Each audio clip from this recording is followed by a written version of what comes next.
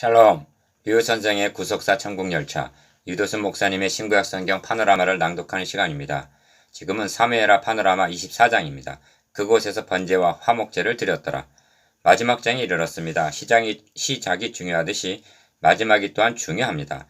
마지막 장의 구조는 여호와께서 다시 이스라엘을 향하여 진노하사 한 1절, 진노로 시작되어 그곳에서 여호와를 위하여 제단을 쌓고 번제와 화목제를 드렸더니 재앙이 그쳤더라 25절 하는 것으로 끝마치고 있는 구조입니다. 성경은 문제에 대한 해답입니다. 진노라는 문제가 번제와 화목제라는 해답으로 주어지고 있는 것입니다. 그러므로 24장의 핵심은 그곳에 제단을 쌓고 드린 번제와 화목제에 있는 것입니다. 그리고 그곳은 솔로몬이 성전을 세운 곳, 곧 그리스도께서 못 박히실 곳이요 드려진 제물은 단번에 드려주실 대속 제물에 대한 그림자였던 것입니다. 이러한 구속사 맥락으로 바라볼 때 사무엘하 마지막 장의 주제가 그곳에서 번제와 화목제를 드렸더라가 되고, 사무엘하는 독자들을 죽임을 당하실 하나님의 어린 양으로 인도해 줌으로 끝을 맺고 있는 셈입니다.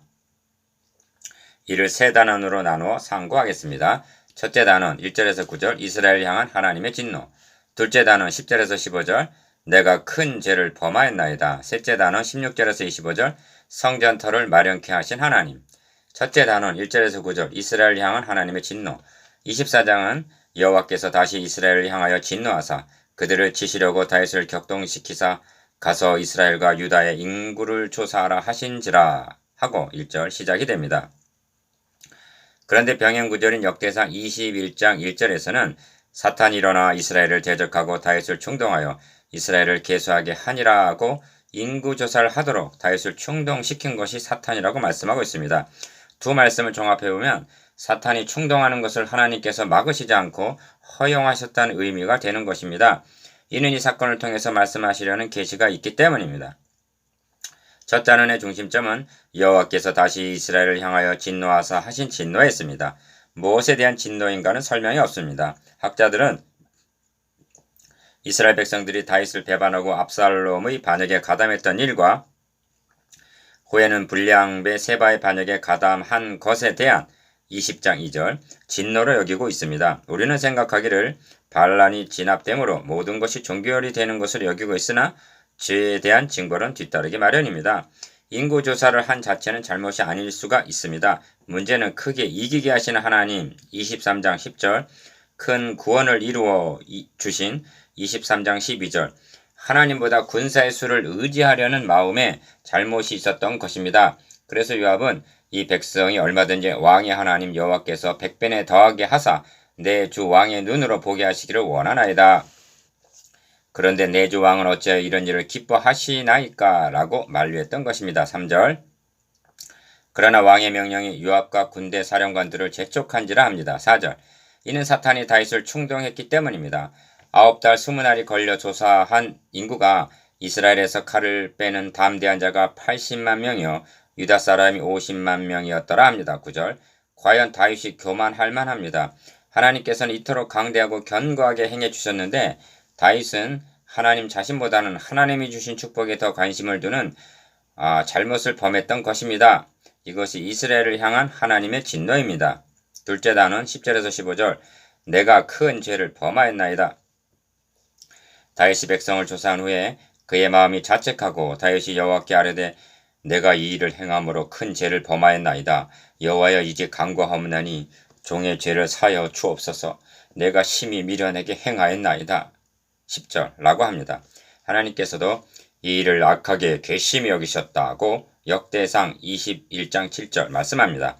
다윗도 아차했던 것으로 여겨집니다. 이 점을 신약성경에서는 그들로 깨어 마귀의 올매에서 벗어나 하나님께 사로잡힌 바 되어 그 뜻을 따르게 하실까 함이라 하고 디모데후서 2장 26절 사람은 누구나 사탄을 충동하는 올매에 걸려들 수 있음을 말씀합니다. 다윗이 내가 이 일을 행함으로 큰 죄를 범하였나이다. 내가 심히 미련하게 행하였나이다. 고 자백함으로 깨어 마귀의 올매에서 벗어나는 이 점이 사울 왕과는 다른 점입니다. 하나님께서는 갓 선지자를 다윗에게 보내셔서 내가 너에게 세 가지를 보이노니 너를 위하여 너는 그 중에서 하나를 택하라. 내가 그것을 너에게 행하리라 하십니다. 12절 1. 왕의 땅에 7년 기근이 있을 것이니까 2. 혹은 왕의 원수에게 쫓겨 석 달 동안 그들 앞에서 도망하실 것이니까. 3. 혹은 왕의 땅에 사흘 동안 전염병이 있을 것이니까 왕은 생각하여 보고 나를 보내신 이에게 무엇을 대답하게 하소서 합니다. 13절. 이상한 일이 아닌가? 잘못에 대해 그냥 징벌을 하시는 것이 아니라 세 가지 중에 택일을 하라고 선택권을 잘못을 범한 자에게 맡기시다니 성경상 이런 예가 달리는 없는 것입니다. 이렇게 하시는 하나님의 의도가 무엇인가? 이를 통해서 계시하시려는 중요한 메시지가 있기 때문인 것입니다. 성경은 너라면 무엇을 택하겠느냐라고 묻고 있는 셈입니다. 그렇다면 이것은 징벌을 하시려는 것인가? 아니면 해답을 주시는 의도에서인가? 이것이 본문에서 추구해야 할 과제입니다. 다윗이 가세에게 이르되 내가 고통 중에 있도다. 청컨대 여호와께서는 긍휼이 크시니 우리가 여호와의 손에 빠지고 내가 사람의 손에 빠지지 아니하기를 원하노라 합니다. 14절. 이렇게 대답하는 다윗은 몇 번을 택한 것입니까? 다윗은 명시적으로 말을 하지 않았음에도 갓 선지자는 그리고 하나님께서는 다윗이 세 번째인 전염병을 택한 것으로 알았다는 점입니다. 어찌하여 기근이나 전쟁은 여호와의 손에서 빠지는 것이 아니고 전염병이 여호와의 손에 빠지는 것이란 말인가? 엄밀히 말하면 모든 징계가 여호와의 손에 빠지는 것입니다. 그런데 다윗의 말 중의 핵심은 여호와께서는 긍휼이 크시니 한 긍휼에 있습니다. 이 긍휼이 전염병과 관련이 있기 때문인데 그 의미가 무엇인지 아시겠습니까? 이에 여호와께서 아침부터 정하신 때까지 전염병을 이스라엘에게 내리시니 단에서부터 부엘세바까지 백성의 죽은 자가 7만 명이라 합니다. 15절. 긍휼과 전염병의 관련성. 이 점에서 통찰력이 필요하게 되는데 이에 대한 열쇠가 출애굽기 30장 12절입니다. 하나님께서는 너가 이스라엘 자손의 수요를 조사할 때 조사받은 각 사람은 그들을 계수할 때 자기 생명의 속전을 여호와께 드릴지니 이는 그들을 계수할 때 그들 중에 질병이 없게 하려 함이라. 즉 인구조사를 할 때에는 생명의 속전을 드려야만 전염병이 없게 된다는 말씀입니다. 다윗은 이를 염두에 두고 여호와께서는 긍휼이 크시니 우리가 여호와의 손에 빠지겠다고 말했고 갓 선지자도 그 뜻을 인식했던 것입니다. 이는 이스라엘 자손의 수요를 계수할 때 이렇게 해야 한다는 것입니다. 이스라엘은 하나님께서 택하셔서 자기 백성을 삼으신 선민입니다. 그런 하나님의 백성의 수 가운데 들기 위해서는 생명의 속전을 지불해야만 가능해진다는 뜻입니다. 왜냐하면 죗값에 팔린 자가 자유함을 얻고 하나님의 거룩한 백성의 수에 참여하기 위해서는 생명의 속전이 필요하기 때문이라는 것입니다. 이 점이 너희의 생명을 대속하기 위하여 여호와께 드릴 때 부자라고 반세겔에서 더 내지 말고 가난한 자라고 덜 내지 말지며 출애굽기 30장 15절라고 한 말씀에 분명하게 드러나는데 모든 영혼이 동일하게 소중함을 말씀합니다. 얼마나 분명한 계시인가? 기억. 첫째로 다윗과 갓 선지자는 인구조사로 말미암아 제기된 여호와의 진노를 멈추게 할 방법은 오직 속전을 지불하는 방법 외에 다른 방도가 없음을 안 것입니다. 니은.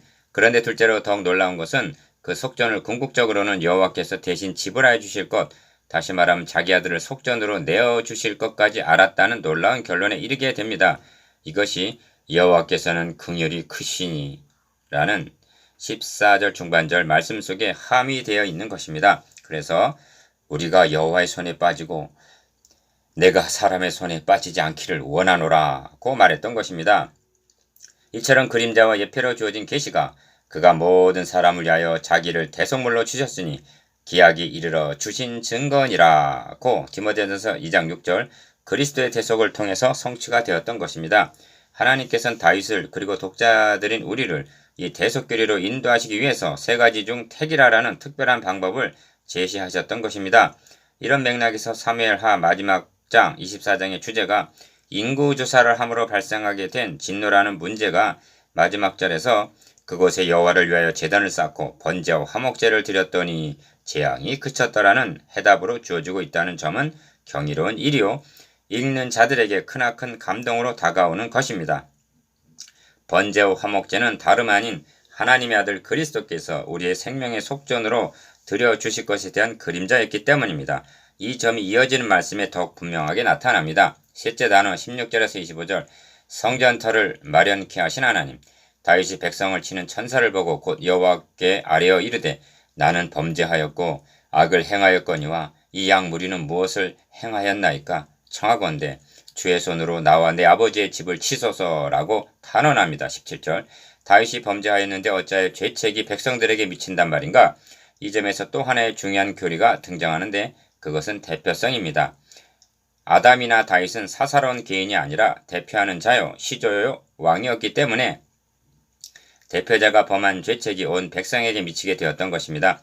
이 점을 신약성경에서는 한 사람으로 말미암아 죄가 세상에 들어오고 죄로 말미암아 사망이 들어왔나니 이와 같이 모든 사람이 죄를 지었으므로 사망이 모든 사람에게 이르렀느니라고 말씀합니다. 로마서 5장 12절. 그러면 이 재앙에 대한 해답이 무엇인가? 이날에 같이 다윗에게 이르러 그에게 아뢰되 올라가서 여보스 사람 아라우나의 타작마당에서 여호와를 위하여 제단을 쌓으소서 하고 18절 제단을 쌓을 장소를 지정해주고 있는 점입니다. 아라우나의 타작마당의 의미가 무엇인가 하는 또 다른 주제가 등장하게 됩니다. 다윗은 그냥 쓰시라는 아라우나의 말을 거절하고 그렇지 아니하다. 내가 값을 주고 너에게서 살이라.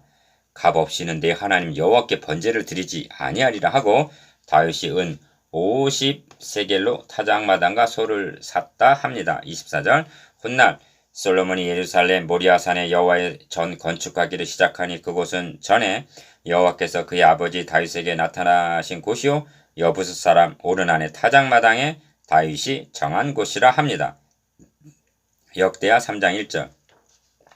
그렇다면 다윗의 마지막 사명은 성전터를 마련한 것이었다고 말할 수가 있는 것입니다.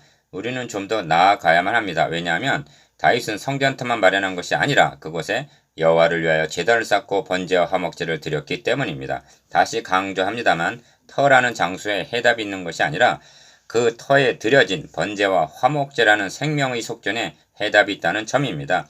그런데 바로 그곳은 천년 전 하나님께서 아브라함에게 너의 아들 너의 사랑하는 독자 이삭을 데리고 모리아 땅으로 가서 내가 너에게 일러준 지시하는 한 산 거기서 그를 번제로 드리라 하신 창세기 22장 2절 하나님께서 정해주신 곳이라는 점이요. 그로부터 1000년 후에 다윗은 그곳에서 번제와 화목제를 드리고 있는 것입니다. 다시 1000년 후 하나님의 어린 양 되시는 그리스도께서 그곳에 대속제물로 드려졌던 것입니다. 이 점을 시편 87편에서는 그의 터전이 성산에 있으며 노래하는 자와 뛰어노는 자들이 말하기를 나의 모든 근원이 너에게 있다 하리로다. 시편 87편 1절 7절. 무슨 뜻인가? 구원의 근원은 여기도 있고 저기도 있는 것이 아니라 오직 그의 터전이 성산에 있고 근원이 너에게 있다 한 갈보리 십자가에만 있다는 말씀입니다.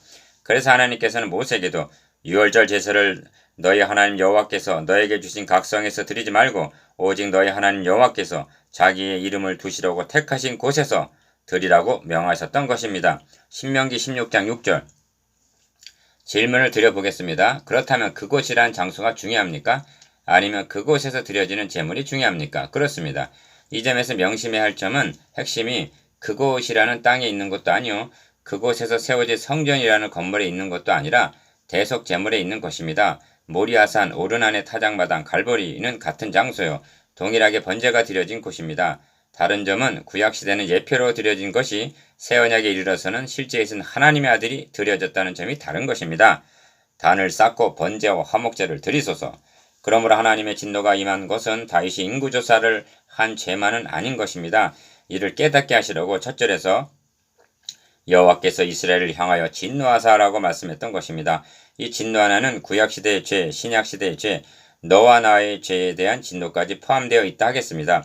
그곳에서 드려진 번제와 화목제는 이 모든 죄를 대속함으로 진노를 거두시고 재앙은 그쳤던 것입니다.